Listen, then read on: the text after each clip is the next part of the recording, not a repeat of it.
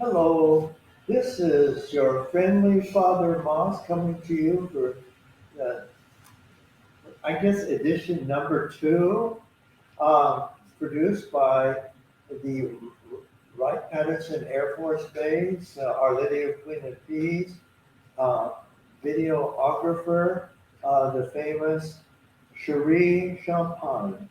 She's filming this. So I want to talk about the English Reformation. And this part is what we call the restoration of Catholicism after we finish the English Reformation.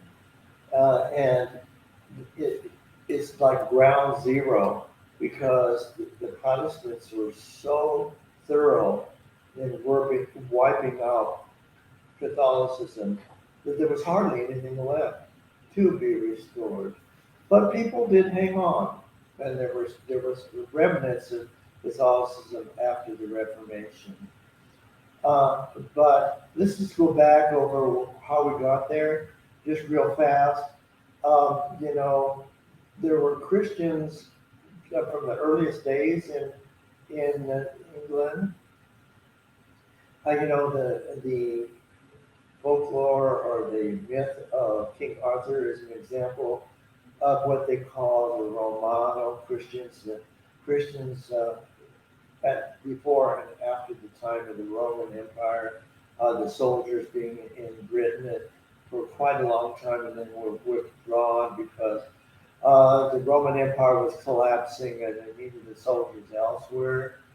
And so, but that whole story of King Arthur is just a myth. There was no one by the name of Arthur, although archaeologists in England have found a place that could have been Camelot. It's called Tintagel, and it's in Cornwall on the north side of Cornwall in the sea. The inlet that goes up to the south side of Wales, and it's a trading center. And the tradition is that Joseph of Arimathea went on the trade routes to England. And the thing is that is very doable because you just go out of the Mediterranean and then just go north, and you can do the whole trip just a short distance from the shore, passing France, you know, and then to England, the very southwestern side of England. And the history is that, and I've mentioned this last time, he is supposed to have taken the Holy Grail there, which was probably the cup that Jesus used for his Last Supper or Eucharistic blood in the Grail. Or it could have been the grail or cup that collected the blood and water of Christ in his crucifixion. But anyway, it's said to be buried at Glastonbury Tor or Glastonbury Hill, but nobody's ever really found it, probably because it never existed in the first place. But could have been. The proof of all these things is pretty thin on the ground, but nonetheless, it's possible.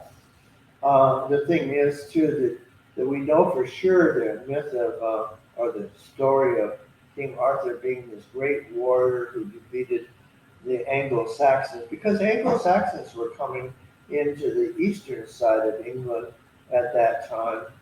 But the archaeology shows that they were very peaceful people. They were farmers, and there's absolutely no evidence of any battle taking place during that time. So anyway, so going from the Anglo-Saxons, and of course, we find them in the marketplace as slaves in Rome, where Gregor the Great is going through the marketplace, and he sees these very blonde young slaves, and he said, "Who are these?" And he was told they were Angles, and he said, "Angles not, angels yes, because they're so beautiful." Well, he probably hadn't seen a blonde before because they're not that beautiful. But anyway, he said Saint Augustine or Augustine, take your pick, how do you want to pronounce it, and to Kent, and he established the See of Canterbury there, and that's very famous because that's the primal see of England, is Canterbury, and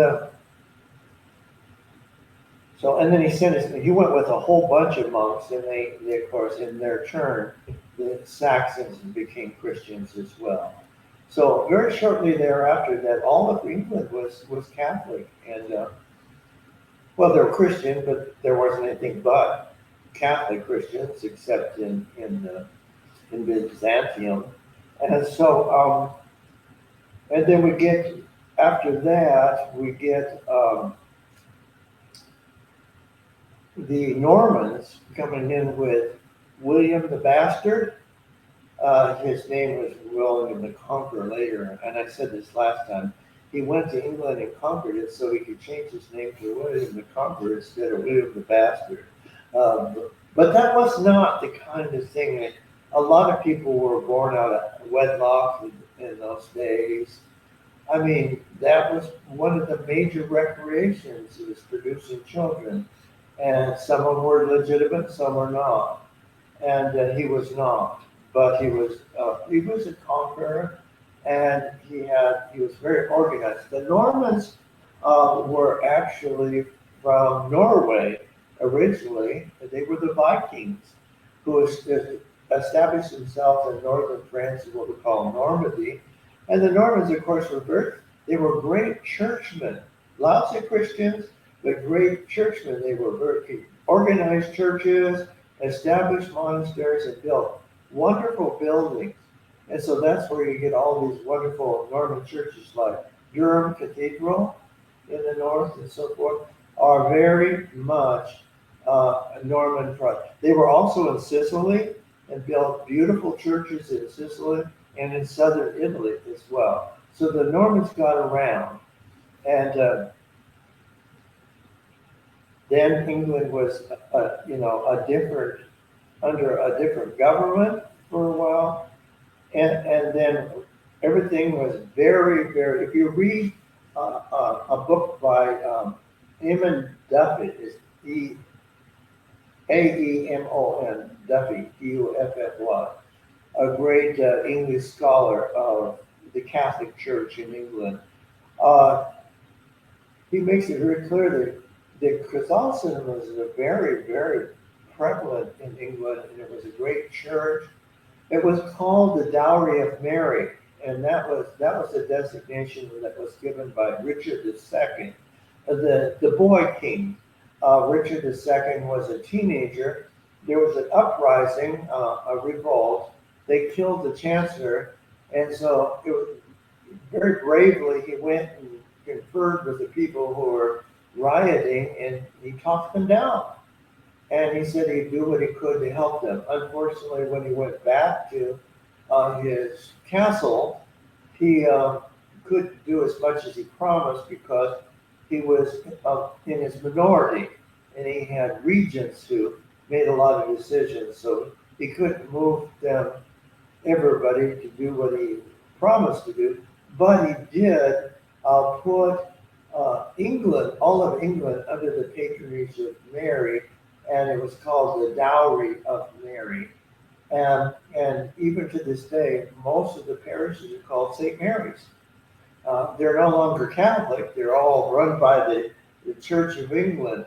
And but it's a very much the English people still are very proud of that boast. They consider themselves part of the Dowry of Mary. It's a very Marianist Catholicism. And so we have then, things begin to change. The Reformation came, and I talked about King Henry VIII, who basically his wife, Catherine of Aragon, did not have a male heir. It did not have a baby. She had a little girl, and her name was Mary. you know, but she didn't, who became a Mary Tudor, and who had lost her life, but she then, Henry wanted to get rid of her because he wanted a male heir. That was the issue. So he had a roving eye, and his eye fixed on Anne Boleyn, who was quite attractive, and he thought she would be a good prospect. But unfortunately, her baby was a girl too, the future Queen Elizabeth I of England. And so he dealt with it. Now, first of all, he couldn't get rid of Catherine because she wouldn't leave him, because she figured that she was sacramentally married to him. But you see, he had married his brother's widow, because she had been married to his brother Arthur earlier, and the Pope would not grant an annulment on an annulment. He was married on an annulment. He wouldn't grant another to get out of the annulment. It could be done. So he just put her aside and married Anne Boleyn. But the way he got his annulment was he made himself the head of the Church of England, so he ordered it. And so he had other children. He had a boy. Finally, his name was oh golly, I forgot his name now. Edward the Sixth. Edward the Sixth. You know, if I were a schoolboy in England, I would scream if I had to study. Learning English history is like one name of kings after kings after kings, and their wives and who they're related to, and all the battles. I mean, they had horrific battles, and so many of them. And sometimes they even changed their name or their number. So, like a Henry could be a Henry II, but then if he became the king in Scotland, say, became Henry in England, then it'd be Henry VII or something like that. So you not only have to get all those things, and there are certain royal names: so Henry, William, Arthur, Edward. I remember Edward because there's a university in Austin, Texas called St. Edward, named after Edward, the St. Edward, the last king, a British king, before the Normans took over England. So he was the last one. He was the one that actually built Westminster Abbey. He built that, and so anyway, here comes the Tudors. Now Henry VIII was only the second Tudor king. His father was Henry VII, was a Tudor, and just by a fluke and good luck, he got involved in the end of the War of the Roses. Have you heard of the War of the Roses? The Lancasters and the Yorks going at it with each other. But he was in that battle, and he came out of it triumphant. He subdued the other side, and that made him king of England. And so, but he was a very fussy king who was really difficult, but he was very devout Catholic. He actually built side chapels at Westminster Abbey so that more priests could offer Mass or celebrate Mass, so that they could pray for the repose of his soul after he died.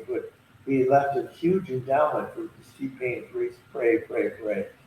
His personal life must have been pretty bad because he had to get all of that insurance and praying for him. But anyway, Henry VIII was also very devout in his Catholicism as young. He used to go to Walsingham, which is a Marian shrine in England, and walk barefoot in the snow and on pilgrimages to Our Lady's shrine. That's how devout he was in his early years. But then he got mixed up with the women and the difficulties of having it. See, the thing is, I don't get it in a way because he had to have a male heir to continue the Tudor line. But, Elizabeth was a woman, and she was queen, and she was a Tudor as well.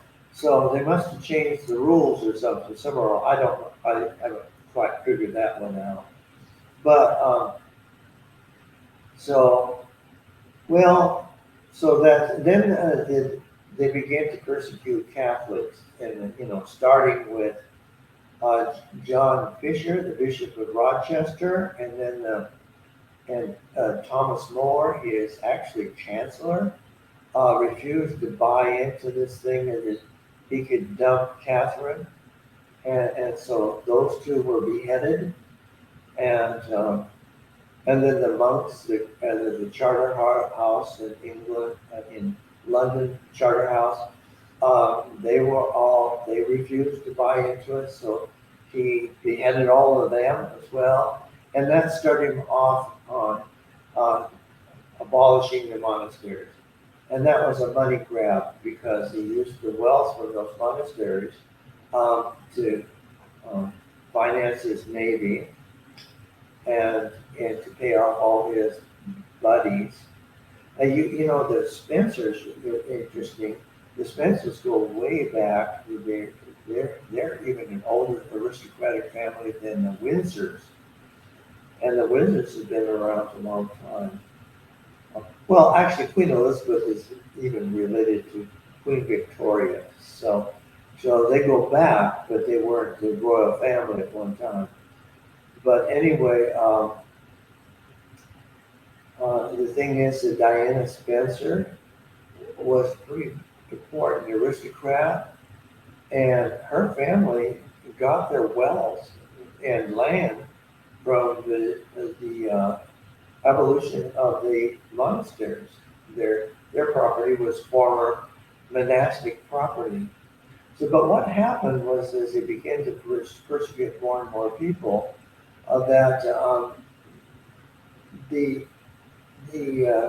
with the monasteries abolished, the social networks began to fall apart, and so there's nobody providing medical care or food for the poor or any of these kinds of things, and the government did a really terrible job to take its place, and so the persecution of Catholics was also horrible, and that people were starving at the same time. But those who were friends of Henry were very rich. Now, why am I mentioning all this stuff? Because there was a lot of propaganda that went with it to justify persecution of Catholics. And, Henry persecuted priests and so forth. And of course, they not only tried them, but they hanged and draw and quartered them, which is just a savage way to treat anybody. But the one that was the fiercest and most savage of all was Queen Elizabeth, and which is very unfair because Mary was called Bloody Mary, and she didn't do as much. She did have people executed, but it was Elizabeth that went off full force, and she ruled that they should all be hanged, drawn, and quartered if they were caught. And so the hunt was on for priests, and a lot of priests left for the continent, but she was thwarted because young men studied for the priesthood on the continent in Germany, France, Belgium, and so forth, and they came back to take care of the church. And so her premise was kill all the priests and Catholicism will go away. But she didn't get the job done. And then the Jesuits really messed with her because they began to send their priests to England as well. And so you get Edmund Campion, for example, who wrote a wonderful biography. And I mentioned other things that other people who were, you remember Margaret Synder, who was pressed to death. They put a heavy door on top of her, and then heavy weights on it until she was squashed to death, which is another savage way of treating people. And so the Protestants were very adept to manipulate the law to do away with Catholics. And so by the time Queen Victoria came to rule, there were far less Catholics left. But what was happening was Ireland was an issue too, because they persecuted the Catholics in Ireland terribly.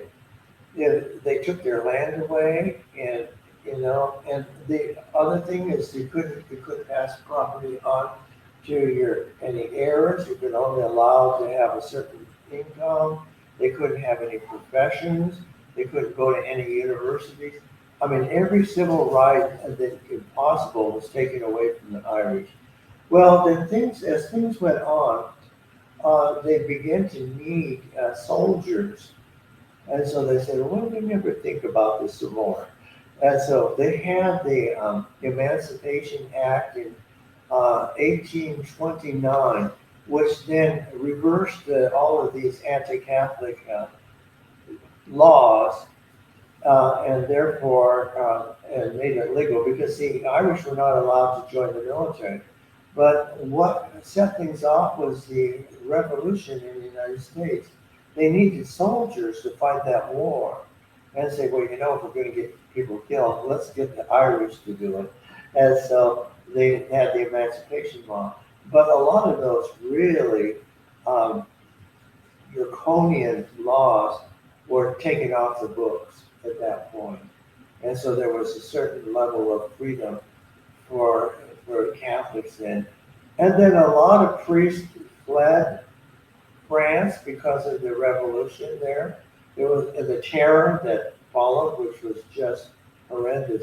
Thomas Jefferson was for the revolution initially, but when he found out how bloody and nasty it was, he changed his mind.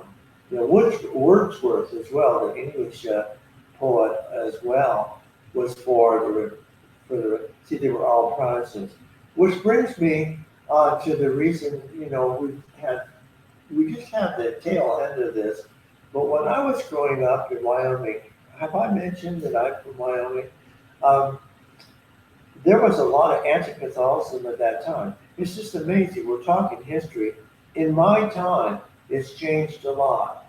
For a lot of people who are listening to this, probably haven't experienced an enormous amount of anti-Catholicism, but it was very strong at one time. And where did it come from? Mostly England. You see, all of these things that are happening affected us and the church in the United States. And so, it's just amazing how people get in their heads all of these anti-Catholic things. 99% of it was false information, but they were very good at propaganda, as was the German Reformation. And I wonder that prejudice, because their propaganda was so prevalent. See, at that time, the printing press had come into being and so forth, and so they said terrible things about Catholicism, and it got spread. And so it's taken us a long time to overcome it, but there's far less of that in the United States than there used to be. We have 24 minutes. We have more time? Mm-hmm. Oh, good. And so other things happened. The Methodists came into being, and that put another religion out there that they had to deal with. The Church of England had to deal with not only the Catholics, but the Methodists and others. And another thing that made the Catholics more favorable is that during the wars, the Catholic chaplains, and this is important to me, the Catholic chaplains anointed the sick and the wounded and so forth, and were really in the thick of the battles and so forth. The Church of England chaplains did not. They didn't participate. And so soldiers noticed that. And finally, the Salvation Army chaplains did go and minister to the soldiers and wounded and all. But the Church of England pastors held back. And that was noticed by servicemen overseas. And then they saw the wonderful Catholic churches in France and everything. They came back converted. And so and then with all the ill treatment of the Irish, many Irish began to flood into England too, especially around Liverpool and various places. And that began to swell the numbers of Catholics in England. And so they had to lighten up. So all of these things worked together to get the British Whigs, they were called, that was the political party that was so anti-Catholic. And then they had the problem of the Jacobite Rebellion. You see, Mary Queen of Scots was executed by Elizabeth, and but she got her revenge because Elizabeth had no children. But Mary Queen of Scots did. She had two sons, both of whom became kings of England, and they were James. You see, James, the Latin term for James is Jacob. So that's why they call it the Jacobite Rebellion, because they were just sick and tired of the anti-Catholic rules and everything. Have you ever heard of Guy Fawkes? The Guy Fawkes was somebody who tried to blow up part of it. And so every year at Guy Fawkes Day, the British all stuff these dummies and call them Guy Fawkes and then throw them on the bonfire to teach them a lesson. And you know, Guy Fawkes was, they were just sick and tired of the persecution of Catholics. But you know, you talk to anybody from England, all of them think Guy Fawkes he deserved what he got. They don't mention how Catholics were treated through all that history and so forth. And so, so I get all annoyed whenever Brits start getting excited about Guy Fawkes. Says, how about we throw somebody like Queen Elizabeth II on the bonfire? Because she persecuted and executed numerous people savagely. And so, but she's called Good Queen Bess, the Virgin Queen. Give me a break. And so, and we see the prejudice against Catholics in the colonies. There were many British who settled there with very anti-Catholic sentiments. As a matter of fact, the Mormon Church had Joseph Smith. He was from upper New York, upstate New York, and he grew up with all of this anti-Catholic sentiment. So we find, because he was involved in the writing of the Book of Mormon, and it says right there that the Catholic Church was founded by Satan himself, and we are the works of the devil. So I haven't discussed this with any Mormons, and I don't know if they believe it, because very often in Mormonism, they change their teachings because they have ongoing revelation. And so their prophets God speaks to them, and they can change things like polygamy. They changed that because it was illegal in the United States. But they changed it because a prophet got a message from God that they could cook. So, but anyway, you find a lot of these churches that were founded in the United States, they all turn out to be highly, the Jehovah's Witnesses,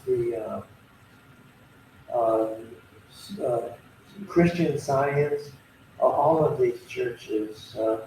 What is the one that runs Kettering Hospital System? Seventh-day Adventist. Seventh-day Adventists. They're very anti-Catholic too. But as it is in England, you know, a lot of that is dissipated. I don't think they're any longer anti-Catholic. But anyway, after that, we see the revival in England. we have so many more Catholics coming. They're about 1/10 of the population, so they increased considerably. Now in England, of course, a lot of people are leaving the church, Protestant and Catholic. So the numbers actually there are more Catholics going to Mass than Church of England. So, but nonetheless, and now yeah, so we'll take this up again next time. All the wonderful things we get, like John Henry Cardinal Newman and what he did in D.K. Chesterton and so forth. A lot of very smart literary figures and everything that really built up Catholicism in England. So it's a pretty proud church now with a lot of achievements. They brought in a lot of Gothic architecture and such. So we'll talk about all of that later. And so stay with us. Don't be discouraged. I think I kind of went on and on a bit today, but I think that I was at least organized a bit. So y'all take care, you hear? And come back and see us sometime. Bye.